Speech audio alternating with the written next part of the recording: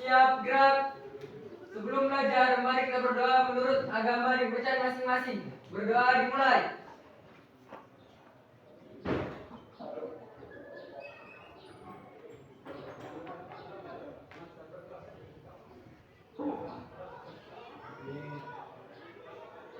Berdoa selesai. Bersalam kepada Ibu Guru. Selamat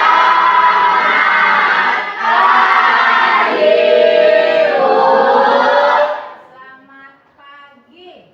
Nah, karena kita bangsa Indonesia, kita harus cinta dengan bangsa kita, maka salah satu cara untuk menumbuhkan rasa cinta kita kepada tanah air, coba mari sama-sama kita menyanyikan lagu kebangsaan Indonesia ya, bangsa kita, oke?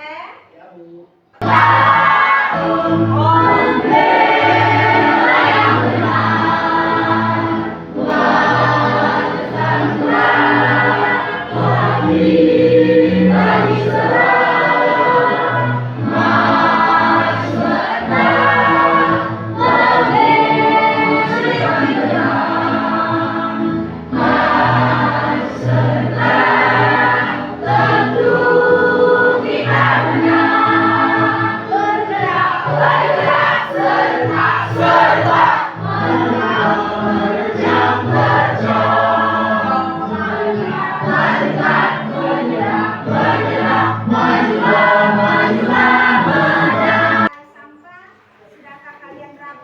Sudah.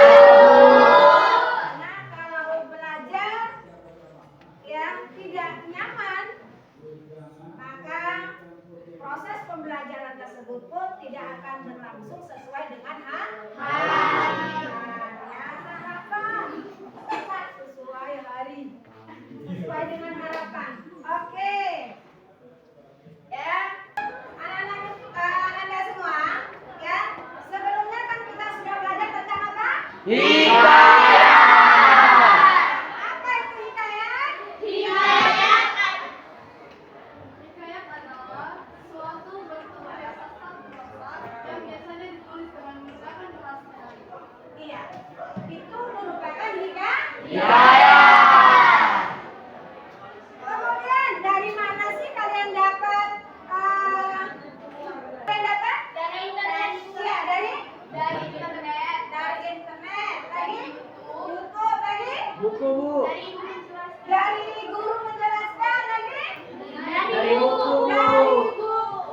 Nah, dari TikTok ya. Jadi artinya kita belajar itu tidak harus berasal dari guru. Bisa belajar dari media, ya media sosial, atau hal-hal yang mana erat hubungannya dengan materi yang akan kita pelajari. Ya. Maupun cerpen itu sama.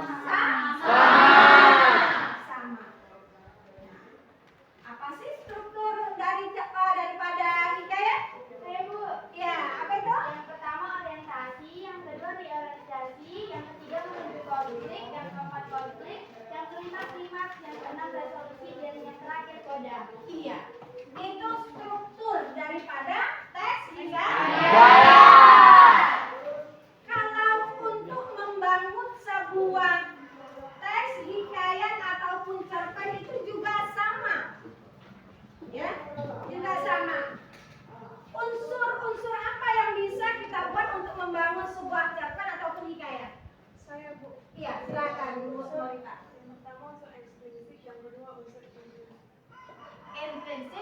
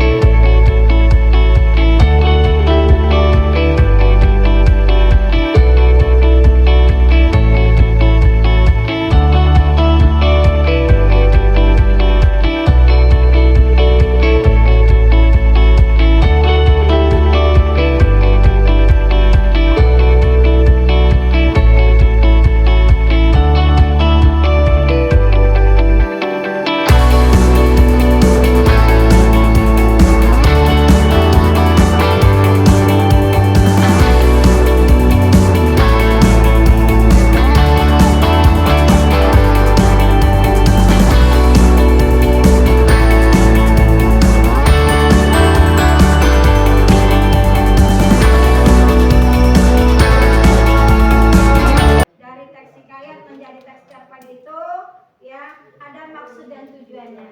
Tujuannya apa? Peserta didik kalian harus mampu ya menuliskan gagasan-gagasan dan pemikiran serta pandangan kalian mengenai apa yang sudah kalian lihat, apa yang sudah kalian dengar, dan apa yang sudah kalian baca.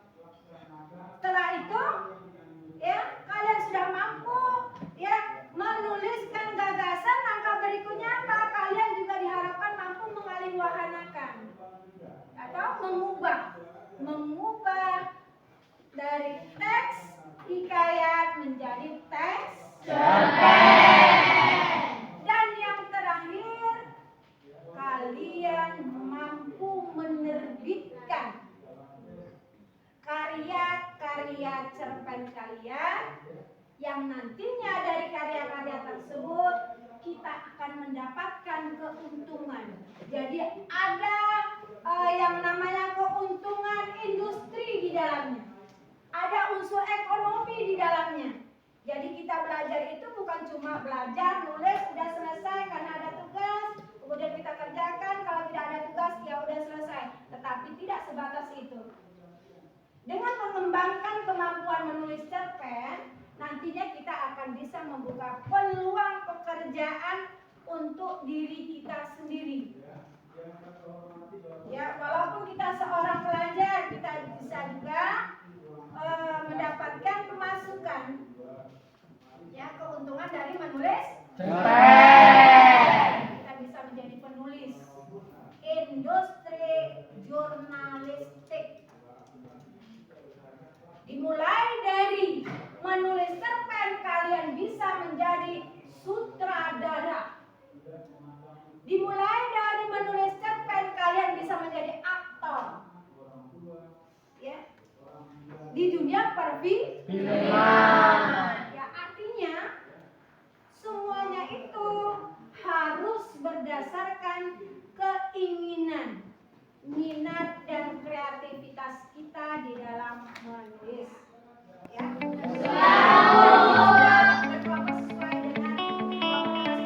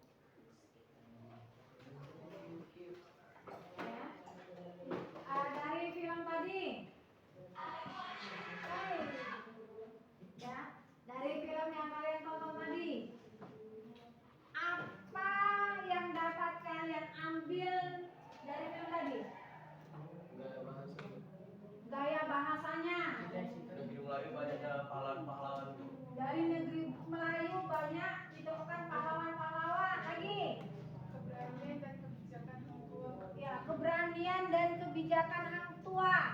Lagi, semangat juang hang tua.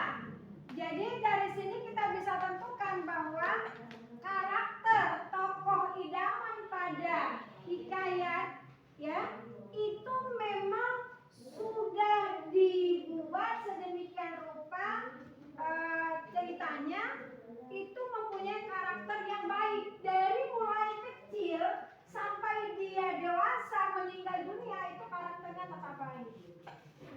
Ya, di situ bisa kita temukan seperti itu. Bisa menemukan beberapa hal dan pelajaran dari video Nah, sekarang saya akan berikan LKPD. Nah, karena kalian sudah berkelompok, silakan ketua kelas ini dibagikan berkelompok.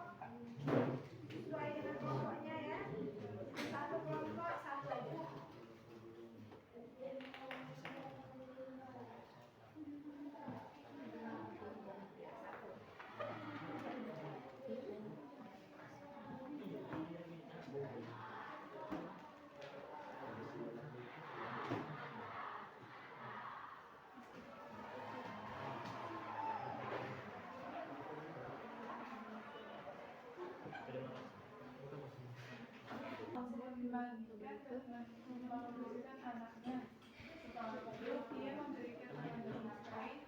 Nah, hal-hal apa sajakah yang harus kita pahami ketika kita ingin mengubah teks hikayat menjadi teks cerpen? Yang pertama adalah letak persamaan antara teks hikayat dan teks cerpen. Yang kedua adalah letak perbedaan di dalam teks hikayat dan teks cerpen. Persamaannya di dalam teks hikayat dan teks cerpen, pertama, keduanya mempunyai fungsi dan tujuan yang sama, yaitu sebagai pelipur lara. Yang kedua, keduanya merupakan karya sastra berbentuk prosa. Yang ketiga, keduanya sama-sama menceritakan suatu peristiwa atau suatu kejadian. Yang keempat, keduanya juga mempunyai unsur intrinsik yang sama. Yang kelima, bertujuan untuk menyampaikan nilai-nilai yang terdapat di dalam cerita. Nilai yang pertama adalah nilai sosial, yang kedua budaya, ketiga agama, keempat moral, dan yang kelima adalah nilai pendidikan bagi si pembaca. Dan perbedaan di antara teks hikayat dan teks cerpen adalah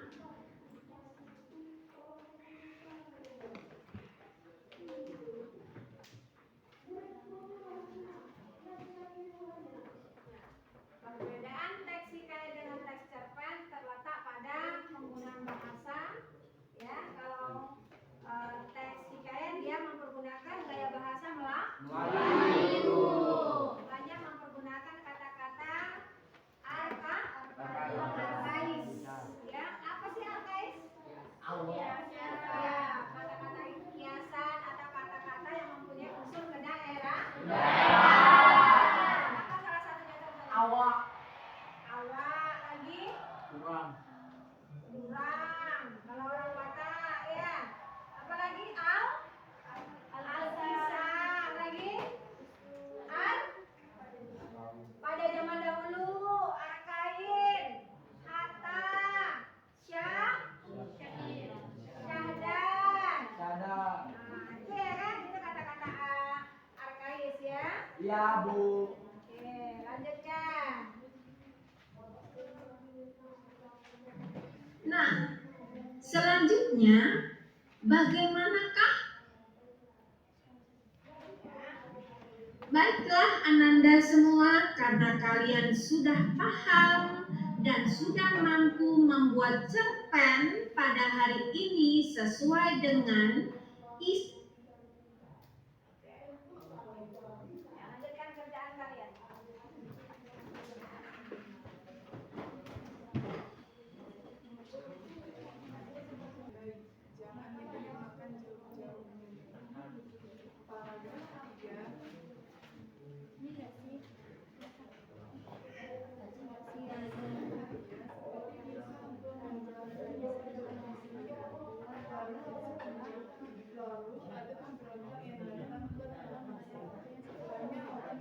Nah,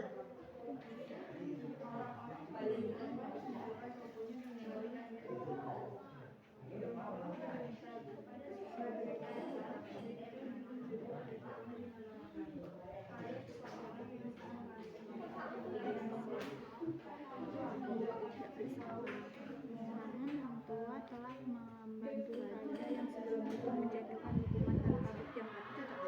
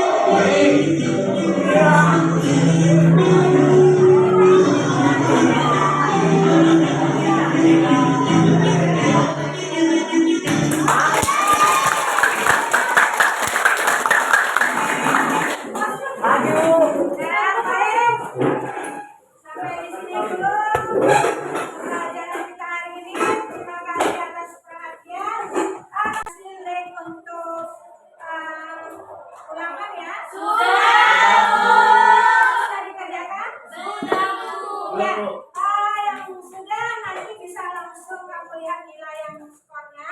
Saya tunggu sampai jam 6 sore.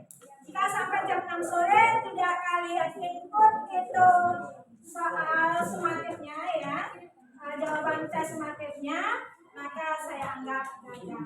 Ya, jadi itu dikerjakan ya. Sampai saya tunggu batas waktunya sampai jam 6 sore.